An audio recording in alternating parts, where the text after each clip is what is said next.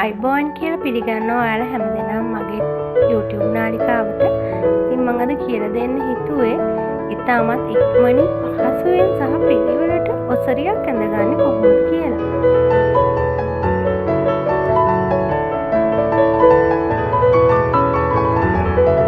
මුලින්ම මේ විදිහට සාරියේ පොට දාන පැත්ත අරගෙන දෙකට නමලා නැවත දෙකට නමන්න.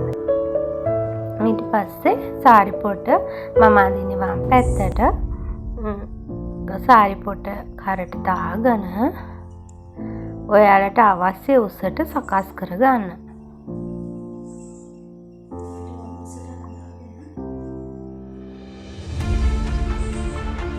ඊට පස්සේ මෙන්න මෙතනින් රැලි දෙකක් තියලා සාරි පින් එකක් ගහගන්න.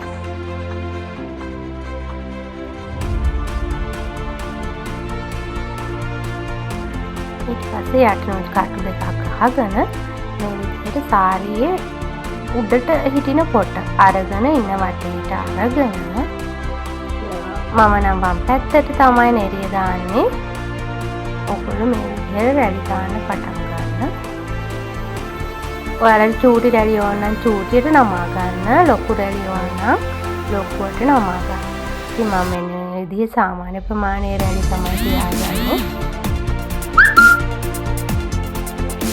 ඊපස්සේ ඉතුරු කොටස ඉන්න වටේට අරගෙන ඔයාලගේ හෙඩ් පීස් එකට එන කොටස තමන්ගේ ඉන්න වටේ ප්‍රමාණය බලලා හෙඩ් පීස් එක ගන්න ඉස්සරහට එන විදිහට සකස් කරගන්න.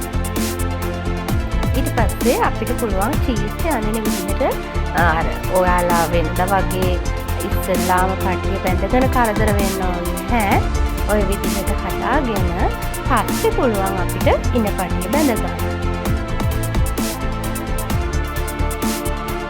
ඉතින් මේ විදිහට ඇඳම හරිම ලේසි. මොකද ඉන්න පටිය බැඳගෙන රැලි ටික ඕකස්ෙන් ගත්තාම අපිට හරි ගන්න රැලි ටික හදාගන්න බෑ. ඒ නිසා මේ විදිහට ඇඳහම අපි දැන් රැලි ටික දාගෙන ඉවර නිසා හරිම ලස්සනට නීට් එකට ඔයාලට රැලි ටික තියාගන්න පුළුවන්.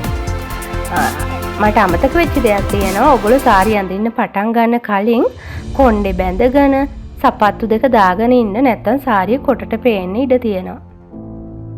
ඊට පස්සේ අපි මේ ඇඳගත්ත හෙඩ් පීස් එකේ කොටස හිමීට ගලවලා අයින් කරලා ලස්සනට නැවත අපිට අවශ්‍ය ආකාරයට රැලි ටික හදාගන්න. ඉතින් ඕගොල්ලෝ නෙරිය එන කොටස පොඩ්ඩක් දිගට වටේට කොටට එන විදිහට මේ විදිහට රැලි ටික හදාගන්න.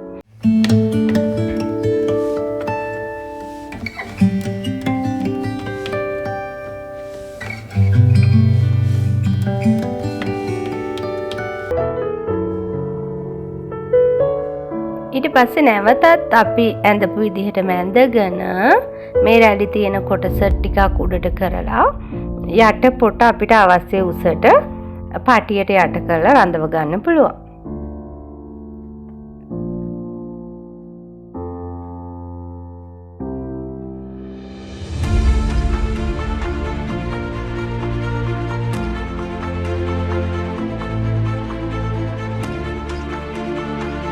ඉතින් ඔන්න ඔය විදිහට විනාඩි 10ක් ඇතුළත ඔයාලට ඉතාමත් ඉක්මනට ඔසරිය ඇඳ ගන්න පුළුවන්.